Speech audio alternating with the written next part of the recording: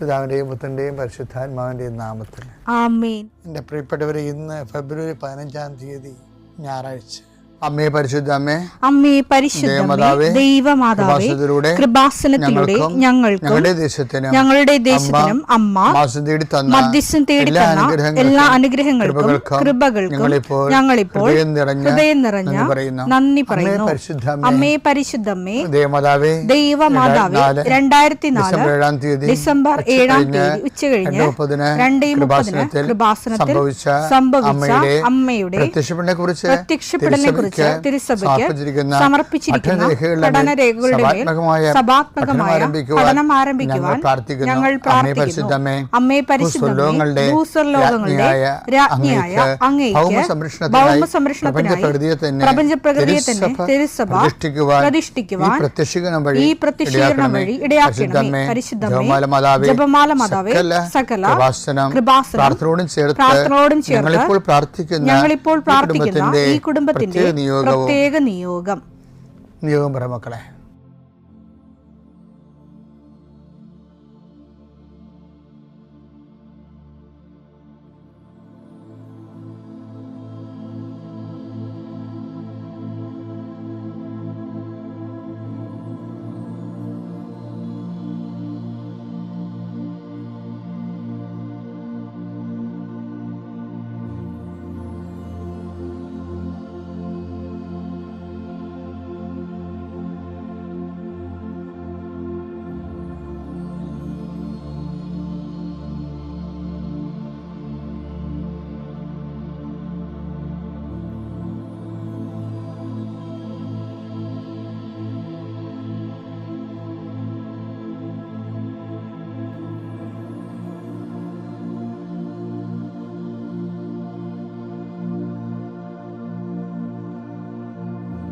അമ്മയുടെ പ്രത്യക്ഷീകരണത്തിന്റെ ഈ അനുഗ്രഹവേളയിൽ ഞങ്ങൾക്ക് സാധിച്ചു തരുവാൻ കനിയണമേ. ആമേൻ. വിശ്വാസ പ്രമാണം. സർവശക്തനായ പിതാവും ആകാശത്തിന്റെയും ഭൂമിയുടെയും സൃഷ്ടാവുമായ ദൈവത്തിൽ ഞാൻ വിശ്വസിക്കുന്നു. അവിടുത്തെ ഏകപുത്രനും ഞങ്ങളുടെ കർത്താവുമായ ഈശോ മിശിഹായിലും ഞാൻ വിശ്വസിക്കുന്നു. ഈ പുത്രൻ പരിശുദ്ധാത്മാവിനാൽ ഗർഭസ്ഥനായി കന്യകാമറിയത്തിൽ നിന്ന് പിറന്ന് പൊന്തിയോസ് പീലാത്തോസിന്റെ കാലത്ത് പീഡകൾ സഹിച്ച് കുരിശിൽ തറയ്ക്കപ്പെട്ട് മരിച്ച് അടക്കപ്പെട്ട് പാതാളങ്ങളിൽ ഇറങ്ങി മരിച്ചവരുടെ ഇടയിൽ നിന്ന് 3-ാം നാൾ ഉയർത്ത് സ്വർഗത്തിലേക്ക് എഴുന്നള്ളി സർവശക്തിയുള്ള പിതാവായ ദൈവത്തിന്റെ വലതുഭാഗത്തിരിക്കുന്നു. അവിടെ നിന്ന് ജീവിക്കുന്നവരെയും മരിച്ചവരെയും വിധിക്കുവാൻ വരുമെന്നും ഞാൻ വിശ്വസിക്കുന്നു. പരിശുദ്ധാത്മാവിലും ഞാൻ വിശ്വസിക്കുന്നു. വിശുദ്ധ കത്തോലിക്കാ സഭയിലും പുണ്യവാന്മാരുടെ ഐക്യത്തിലും പാപങ്ങളുടെ മോചനത്തിലും ശരീരത്തിന്റെ ഉയർപ്പിലും നിത്യമായ ജീവിതത്തിലും ഞാൻ വിശ്വസിക്കുന്നു. ആമേൻ. സുഖസ്ഥനായ ഞങ്ങളുടെ പിതാവേ, അങ്ങയുടെ നാമം പൂജിതമാകണമേ. അങ്ങയുടെ രാജ്യം വരണമേ. അങ്ങയുടെ തിരുമനസ് സ്വർഗത്തിലെ പോലെ ഭൂമിയിലും ആകണമേ. അന്നു വേണ്ടുന്ന ആഹാരം ഇന്ന് ഞങ്ങൾക്ക് തരണമേ. ഞങ്ങളോട് തെറ്റ് ചെയ്യുന്നവരോട് ഞങ്ങൾ ക്ഷമിക്കുന്നത് പോലെ ഞങ്ങളുടെ തെറ്റുകൾ ഞങ്ങളോടും ക്ഷമിക്കണമേ. ഞങ്ങളെ പ്രലോഭനത്തിൽ ഉൾപ്പെടുത്തരുതേ, തിന്മയിൽ ഞങ്ങൾ രക്ഷിക്കണമേ. ആമേൻ. നന്മ നിറഞ്ഞ മറിയമേ, സ്വസ്തി. കർത്താവ് അങ്ങയുടെ കൂടെ സ്ത്രീകളിൽ അങ്ങ് അനുഗ്രഹിക്കപ്പെട്ടവളാകുന്നു. അങ്ങയുടെ ഉദരത്തിൻ ഫലമായി ഈശോ അനുഗ്രഹിക്കപ്പെട്ടവനാകുന്നു. പരിശുദ്ധ മറിയമേ, തമ്പുരാന്റെ അമ്മേ, പാപികളായ ഞങ്ങൾക്ക് വേണ്ടി ഇപ്പോഴും ഞങ്ങളുടെ മരണസമയത്തും തമ്പുരാനോട് അപേക്ഷിക്കണമേ. ആമേൻ. കർത്താവേ, നിന്റെ ഉന്നതമായ നാമത്തിന് സ്തോത്രം ചെയ്യുന്നു. കർത്താവേ, നിന്റെ വിശുദ്ധ പൗരോഹിത്യത്തെ മഹത്വപ്പെടുത്തണമേ. കർത്താവെ, സഭയിലുള്ള സാന്നിധ്യം പ്രകടമാക്കണം. 40 വർഷം അർപ്പിച്ച കൃപാന്റെ യുഗതിയായി കൃപാസ്ഥാനത്താരെ ജീവനോടെ പ്രത്യക്ഷപ്പെട്ട പരിശുദ്ധ അമ്മയുടെ മാധ്യസ്ഥത്തിലെ ഞാൻ അങ്ങയുടെ മക്കൾക്ക് വേണ്ടി പ്രാർത്ഥിക്കുന്നു. അമ്മേ, ഈ പ്രഭാതത്തിൽ എത്രയോ പേരാണ് അമ്മേ ഈ ഒരു പ്രാർത്ഥനയ്ക്ക് വേണ്ടി കൊതിച്ച് കാത്തിരിക്കണത്. അവർക്ക് എവിടെ എന്തെല്ലാമോ കാര്യങ്ങളുണ്ട്. ഇന്ന് അവരുടെ കഴിവിൽ നിൽക്കാത്ത കാര്യങ്ങളുണ്ട്. കർത്താവേ, അങ്ങയുടെ മക്കളുടെ കഴിവിൽ നിൽക്കാത്ത കാര്യങ്ങൾ, ആ കാര്യങ്ങളെക്കുറിച്ച് ഓർക്കുമ്പോൾ ഭയവും പേടിയും പ്രയാസവും സങ്കടവും നിരാശയും ഒക്കെ തോന്നണ വിഷയങ്ങൾ, വ്യക്തികൾ, അതെല്ലാം യേശുക്രിസ്തു നാമത്തിൽ ഞാൻ ബന്ധിക്കുന്നു. കർത്താവേ, അങ്ങയുടെ മക്കള് ഇനി സമാധാനത്തിൽ വിട്ടേക്കണമെന്ന് പറഞ്ഞില്ലേ ഈശോ. ഞങ്ങളുടെ ദാസന് എൻ്റെ രക്ഷ ഞാൻ എൻ്റെ കണ്ണുകൊണ്ട് കണ്ടിരിക്കുന്നു, അങ്ങയുടെ ദാസനെ സമാധാനം വിട്ടേക്ക്. സമയം ദീർഘദർശി പറഞ്ഞതുപോലെ അങ്ങയുടെ മക്കൾ ഈ പ്രാർത്ഥനയ്ക്ക് ശേഷം സമാധാനം കണ്ടെത്താൻ ഇടയാക്കണം പ്രാർത്ഥിക്കുന്നു.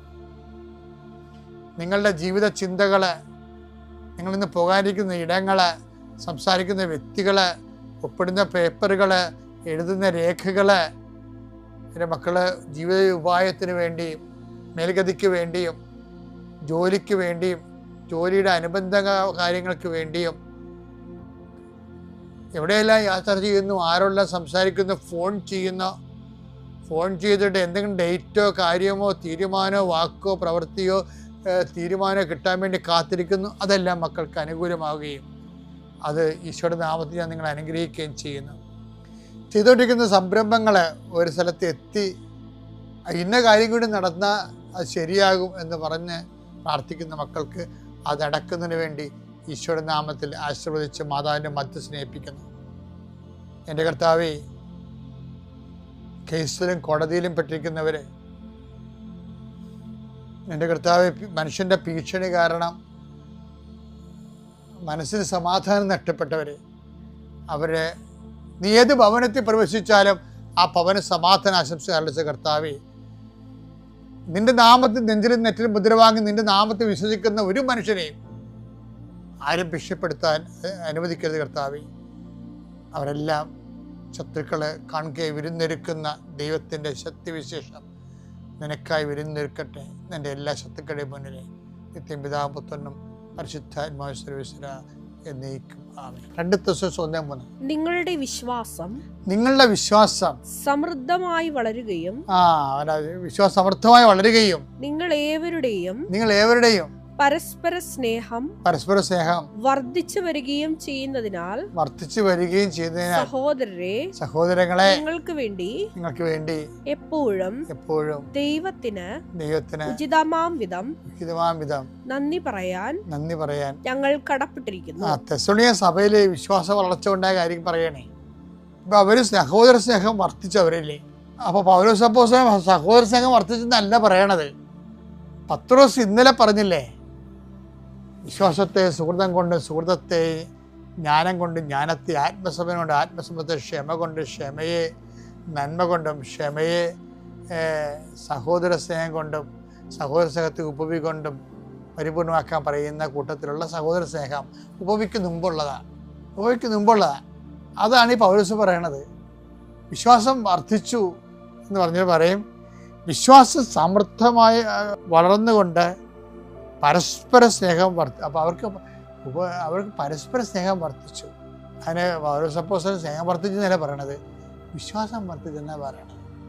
അപ്പം വിശ്വാസ വർധനവ് എന്ന് പറയണത് എൻ്റെ സംസ്കരിക്കപ്പെട്ട സമൃദ്ധമായ രൂപങ്ങളിലൊന്നാണ് പരസ്പര സ്നേഹം എന്ന് പറയുന്നത്. പലരും പരസ്പര സ്നേഹം ഉണ്ടായിട്ട് അവസാനം തല്ലിയാണ് പിരിയണത്.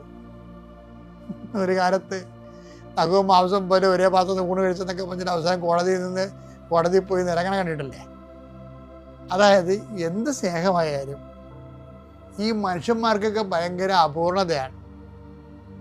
കാര്യം നമ്മൾ കുറച്ച് കഴിയുമ്പോൾ അസസ് ചെയ്യും.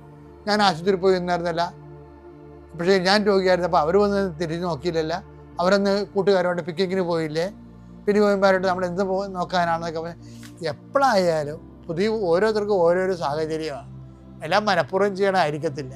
അപ്പോൾ എന്താ ചെയ്തപ്പോൾ അങ്ങനെ പോയതാണ്. പിന്നെ അതിൻ്റെ പേരിൽ നമ്മൾ ഗുണവും ദോഷവും പറയാൻ പോയാൽ ആരെയും സഹിക്കാൻ പറ്റത്തില്ല. അപ്പം അങ്ങനെയൊക്കെ വിശ്വാസത്തിൻ്റെ പേരിലാണ് നമ്മൾ അതൊക്കെ എടുക്കുന്നത്. കാര്യം എന്താണ്? അപ്പോൾ റിട്ടേൺസ് നമ്മൾ അധികം പ്രതീക്ഷിക്കത്തില്ല. പരസ്പരം സ്നേഹമുണ്ട്, പക്ഷേ തിരിച്ച് നമ്മൾ ഒത്തിരി പ്രതീക്ഷിക്കാത്തപ്പോഴാണ് ബൈബിൾ അതിനെ സ്നേഹമെന്ന് വിളിക്കുന്നത്.